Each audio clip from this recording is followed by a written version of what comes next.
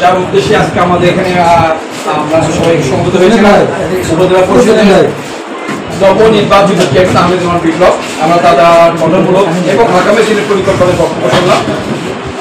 আমরা কিন্তু আগেই আমি আমার বক্তব্য রেখেছিলাম বিপ্লবের কাছে কিছু চাই না, বিপ্লবকে আমরা চাই, বিপ্লব তার লক্ষ্য বক্তব্য করতে থাকবে, কিন্তু সে তার উপলব্ধি থেকে এখানে একটা উপলব্ধি করতে একটা এসি দরকার, অর্থাৎ এই সাংবাদিককে ঠান্ডা রাখতে হবে।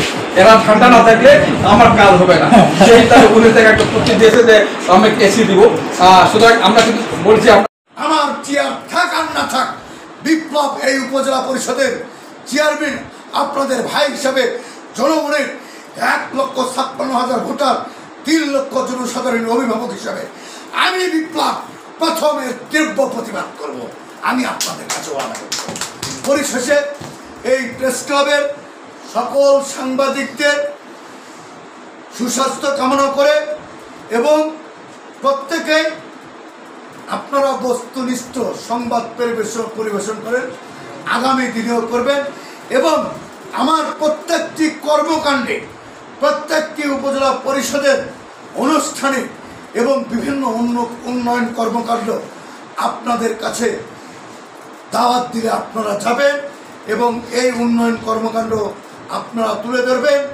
আগামী দিনে আমি বিপ্লব আমার কথা বলেছেন, আমার কথা বাদ দিলাম, দুপচাচিয়ায় যেন আগামী দিনে পার্লামেন্ট নির্বাচনে শক্ত প্রতিদ্বন্দ্বী আপনাদের মাধ্যমে তৈরি হয়, এই প্রত্যাশাকে আপনাদের সুস্বাস্থ্য কামনা করে আমি আমার কথা বললাম, শেষ করলাম।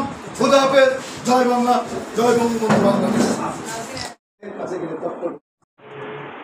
এটা আমাদের মন যেটা বললো, আমাদের প্রত্যাশা, আমাদের চাহিদা, শুধু আমাদের আমাদের আগামীতে দেখুন তাকে আমরা এমপি হিসেবে দেখতে পারি। সেই হিসাবে আমরা আজকে এরকম তাকে কথা দিতে পারি, আমরা বেশ এটা আমরা যেভাবে আমরা উপজেলা ইলেকশনে তাকে আমরা